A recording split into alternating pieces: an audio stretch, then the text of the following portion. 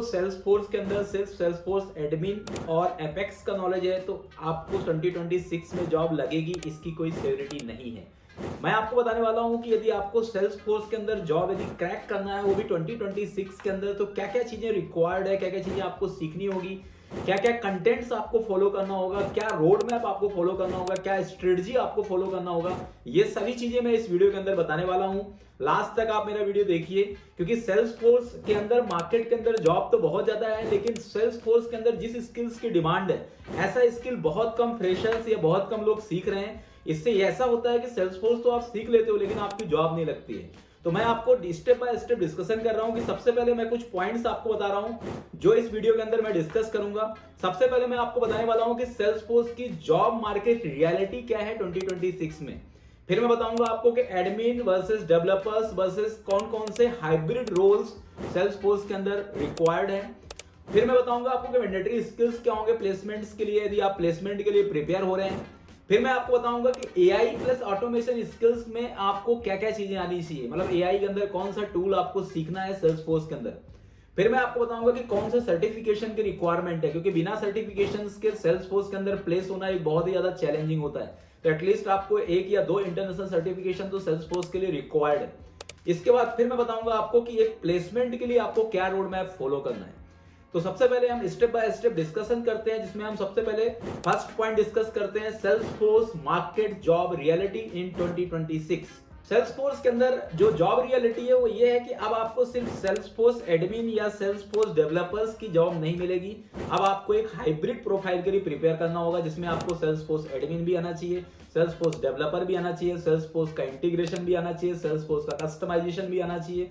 किसी भी टाइप के ऐप के अंदर किस तरीके से एडवांस फीचर मैनेज करना है, सिस्टम डिजाइन क्या होता है, सेल्सफोर्स का आर्किटेक्चर क्या होता है, टेस्टिंग अप्रोच कैसे डेवलप किया जाता है, सीआई/सीडी पाइपलाइन बना करके डिप्लॉयमेंट कैसे की जाती है, इन सभी चीजों का यदि आपको नॉलेज है, इवन आपको एआई टूल्स का भी नॉलेज है, तब आप सेल्सफोर्स के अंदर सेलेक्ट होंगे। क्योंकि कंपनी की रिक्वायरमेंट आज के डेट में हाइब्रिड रोल्स पे है, वो पर्टिकुलर किसी एक एडमिन या डेवलपर्स के बंदे को हायर नहीं कर रही। बताने वाला हूं सेकंड पॉइंट जो सबसे इंपॉर्टेंट है कि सेल्सफोर्स फंडामेंटल्स।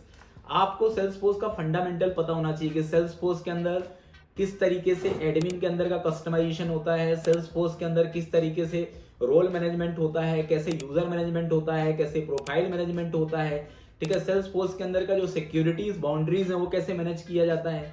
साथ ही साथ आपको ऑब्जेक्ट्स के बारे में, फील्ड्स के बारे में, रिलेशनशिप के बारे में, ये सभी चीजें बहुत ही इनडेप्थ पता होना चाहिए। वैलिडेशन रूल्स कैसे मैनेज करते हैं, रिस्ट्रिक्शन रूल क्या होता है, स्कोपिंग रूल्स क्या होता है, ये सभी चीजों का इनडेप्थ नॉलेज होना चाहिए। और साथ ही साथ आपको एक सिस्टम डिजाइन भी पता होना चाहिए कि जैसे मान लो सेल्सफोर्स के अंदर आपको किसी भी टाइप का कोई एप्लीकेशन बनाना है तो उसका पूरा एक डिजाइन डायग्राम कैसे क्रिएट होगा।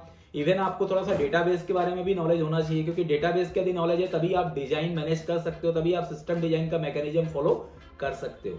ठीक है, आपको सिक्योरिटी मॉडल हो गया, आपका रिकॉर्ड टाइप्स हो गया, इनके बारे में बहुत ज्यादा इनडेप्थ नॉलेज होना चाहिए, क्योंकि सेल्सफोर्स का जो फाउंडेशन है वो बहुत ही ज्यादा रिक्वायर्ड होता है इंटरव्यू के इनिशियल क्वेश्चंस के लिए। सेल्सफोर्स के अंदर एडमिन के अंदर क्या क्या स्किल्स होना चाहिए, तो सेल्सफोर्स के अंदर यदि आप एडमिनिस्ट्रेटर प्रोफाइल के लिए या पर्टिकुलर हाइब्रिड प्रोफाइल के लिए प्रिपेयर कर रहे हैं तो सबसे पहले आपको फ्लोस का नॉलेज बहुत इनडेप्थ होना चाहिए कि फ्लोस क्या होता है, कितने टाइप के फ्लोस होते हैं, क्योंकि फ्लो से रिलेटेड बहुत सारे क्वेश्चंस इंटरव्यू के अंदर पूछे जाते हैं।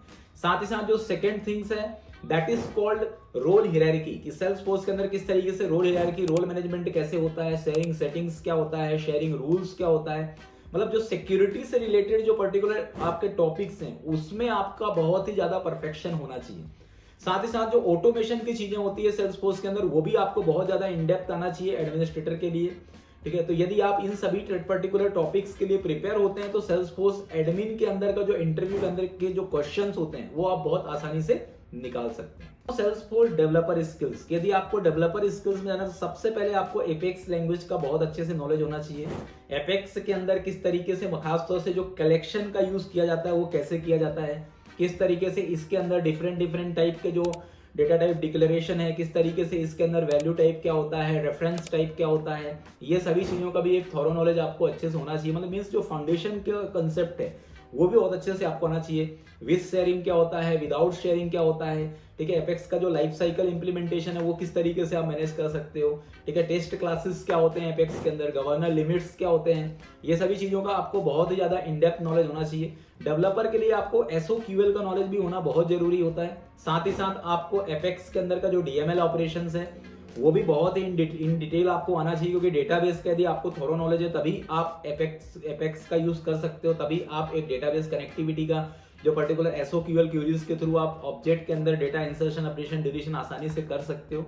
एलडब्ल्यूसी कंपोनेंट्स का भी आपको बहुत ही इन डेप्थ नॉलेज होना चाहिए। एलडब्ल्यूसी के लिए खासतौर से आपका सीएसएस और जावा स्क्रिप्ट, मतलब जावा स्क्रिप्ट का नॉलेज आपको थोड़ा सा थोरो होना चाहिए, ठीक है। तो ये सभी कंटेंट, ट्रिगर्स इसके अंदर भी बहुत इंपॉर्टेंट है कि ट्रिगर्स क्या होता है, कितने टाइप के ट्रिगर्स होते हैं, कौन सा ट्रिगर्स आपको कहां पर अप्लाई करना है। इसके बाद आपको दोनों तरीके के एप्लीकेशन पता होना चाहिए, मतलब आपको मॉडल व्यू कंट्रोलर के थ्रू, एमवीसी अप्रोच के थ्रू किस तरीके से हम पूरा का पूरा फॉर्म डिजाइन करते हैं, पेज डिजाइन करते हैं, विजुअल फोर्स और जो पर्टिकुलर आपका एलडब्ल्यूसी के बीच में इंटीग्रेशन कैसे होता है, विजुअल फोर्स और एपेक्स कंट्रोलर के बीच में कैसे इंटीग्रेशन होता है। तो ये सभी चीजों का इन डेप्थ यदि आपको नॉलेज है तो आप सेल्सफोर्स के अंदर के डेवलपर राउंड के जितने भी इंटरव्यू क्वेश्चंस हैं वो आप आसानी से क्रैक कर सकते हो। बात करता हूं कि सेल्सफोर्स के अंदर आपको इंटीग्रेशन का नॉलेज भी होना चाहिए। बहुत सारे लोग सेल्सफोर्स एडमिन पढ़ लेते हैं, डेवलपर पढ़ लेते हैं, इंटीग्रेशन के बारे में पता नहीं होता है। इंटीग्रेशन के लिए आपको रेस्टफुल एपीआई किस तरीके से क्रिएट करना होता है, इनबाउंड सर्विसेज क्या होता है, आउटबाउंड सर्विसेज क्या होता है, किस तरीके से आप एक्सटर्नल एपीआई बनाते हो, ये सभी चीजों का बहुत अच्छे से आपको इन डेप्थ नॉलेज होना चाहिए।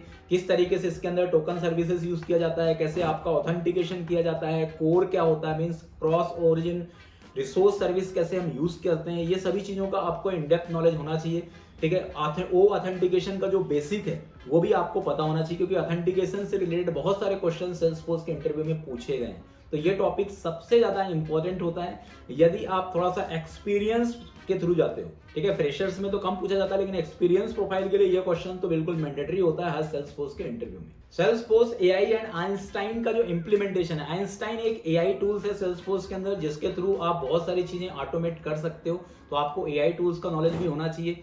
किस तरीके से आपको प्रॉम्प्ट बिल्डर मैनेज करना है, कैसे आपको एआई ड्रिवन फ्लोज बनाना है, कैसे आपको डेटा क्लाउड को मैनेज करना है, ये जो आपका पर्टिकुलर टॉपिक्स है ये एक्सपीरियंस लोगों के लिए तो बिल्कुल मैंडेटरी है। फ्रेशर्स को यदि आपको थोड़ा बहुत भी नॉलेज है तो चलेगा, लेकिन यदि आप एक्सपीरियंस प्रोफाइल के लिए जा रहे हो तो इसका इन डेप्थ नॉलेज आपको होना चाहिए। आपको सेल्सफोर्स के अंदर एडमिन, डेवलपर, इंटीग्रेशन और एडवांस टॉपिक्स के अलावा डेवऑप्स का नॉलेज भी होना चाहिए कि सीआई/सीडी पाइपलाइन क्या होता है, कैसे आपका कोड इंटीग्रेशन होता है, कैसे आपका कोड डिप्लॉयमेंट होता है, ठीक है। भले सेल्सफोर्स के अंदर सब कुछ आपका एक रेडीमेड सोल्यूशन प्रोवाइड करता है, लेकिन आपको एक पर्टिकुलर जो डेवलपमेंट इन्वायरमेंट है, डिप्लॉयमेंट इन्वायरमेंट है, मतलब प्रोडक्शन इन्वायरमेंट और डेवलपमेंट इन्वायरमेंट इनके बीच का जो कम्युनिकेशन होता है इसका पूरा का पूरा आपको नॉलेज होना चाहिए।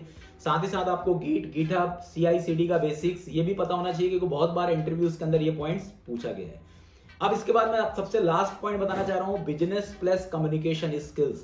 आपका जो बिजनेस रिक्वायरमेंट को समझने का जो पर्टिकुलर स्ट्रेटजी है वो बहुत अच्छे से आना चाहिए, क्योंकि कंपनी आपसे पूछ सकती है कि आपने किस प्रोजेक्ट पे काम करा, किस एप्लीकेशन में काम करा, उसमें कितने मॉड्यूल्स थे, उसमें कितने लेयर्स थे, उसमें कितने टेबल्स या कितने टाइप के डेटाबेस ऑब्जेक्ट्स थे, आपने कहां पर डेवलपमेंट का पार्ट यूज किया, कहां पर आपने एडमिन का पार्ट यूज किया, इस तरीके कहां पर आपने इंटीग्रेशन का पार्ट यूज किया, ये सब चीजें आपके माइंड में बहुत अच्छे से क्लैरिफाई होना चाहिए।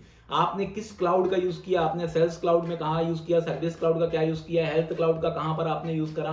तो ये सभी टाइप के क्वेश्चंस भी आपसे जनरली पूछे जाते हैं। और आपका कम्युनिकेशन स्किल सेल्स फोर्स के लिए बहुत ही ज्यादा स्ट्रांग होना चाहिए। मैं अभी से आपको बता रहा हूं कि यदि आपका इंग्लिश कम्युनिकेशन स्किल एवरेज है, मीडियम है, तो आप सेल्स फोर्स के अंदर आपको सेलेक्ट होने में बहुत प्रॉब्लम आ सकती है, क्योंकि सेल्स फोर्स के अंदर सीधे डायरेक्टली क्लाइंट इंटरेक्शन होता है, और जो मल्टीनेशनल कंपनी जो बाहर के क्लाइंट से डील करते हैं तो वहां पर जो डेवलपर होता है वही सेल्स फोर्स की रिक्वायरमेंट को अच्छे से गो थ्रू करता है और वो क्लाइंट को भी समझाता है। इसलिए आपका कम्युनिकेशन स्किल इसके लिए बहुत ज्यादा रिक्वायर्ड है। मैं आपको प्लेसमेंट का एक रोड मैप बता रहा हूं कि इनिशियली आपको सबसे पहले सेल्स फोर्स में सेल्स फोर्स एडमिन ही सीखना है, यहीं से आपको शुरुआत करनी है।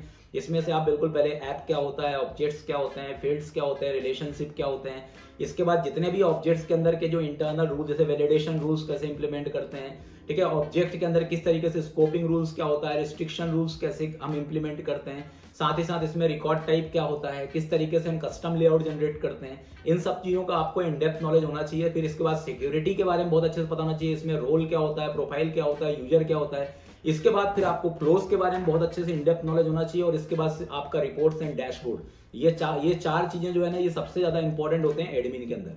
फिर मैं आपको बताना चाह रहा हूं कि इसके बाद आपको डेवलपर में आना है। इसमें आपको एपेक्स का बेसिक समझना है, आपको जावास्क्रिप्ट, एचटीएमएल, सीएसएस, इसको बहुत इन डेप्थ पढ़ना है, ट्रिगर्स के बारे में पढ़ना है, थोड़ा सा डेटाबेस के बारे में पढ़ना है, एलडब्ल्यूसी के अंदर का जो फंडामेंटल्स है उसके बारे में आपको पढ़ना है।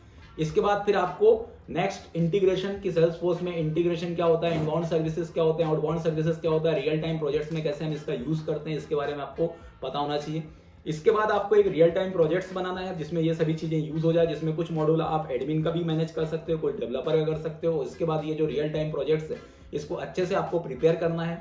इसके बाद आपको मॉक इंटरव्यूज देने हैं, अपना रेज्यूमे बनाना है, रेज्यूमे जॉब प्रोफाइल के अकॉर्डिंग बनाना है। एक ऐसा नहीं कि स्टैटिक रेज्यूम आपने बना लिया वही सब जगह आप अप्लाई कर रहे हो, क्योंकि हर जॉब प्रोफाइल में कुछ टूल्स आगे पीछे भी हो सकते हैं, कुछ ऊपर नीचे भी हो सकते हैं, किसी में ज्यादा टूल्स हैं, किसी में कम टूल्स है। और साथ ही साथ आपको सर्टिफिकेशन तो मैंडेटरी है। मैं फिर से बता रहा हूं कि सेल्सफोर्स के अंदर एटलीस्ट आपको 2 सर्टिफिकेशन यदि आपके पास है, वो भी इंटरनेशनल सर्टिफिकेशन, तभी आपका रेज्यूमे ज्यादा शॉर्टलिस्ट होगा, क्योंकि कंपनी इंटरनेशनल सर्टिफिकेशन के बेसिस में ही प्रायोरिटी देती है कि किसको सेलेक्ट करना है, किसको नहीं करना है। इसके बाद आपको जॉब एप्लीकेशंस, बहुत सारे जॉब आपको अप्लाई करना है विद कवर लेटर्स, और अपने प्रोजेक्ट्स को कवर लेटर के अंदर मेंशन करना है। यदि हो सके तो आपका प्रोजेक्ट का जो लाइव लिंक है वो भी आप ऐड कर सकते हो।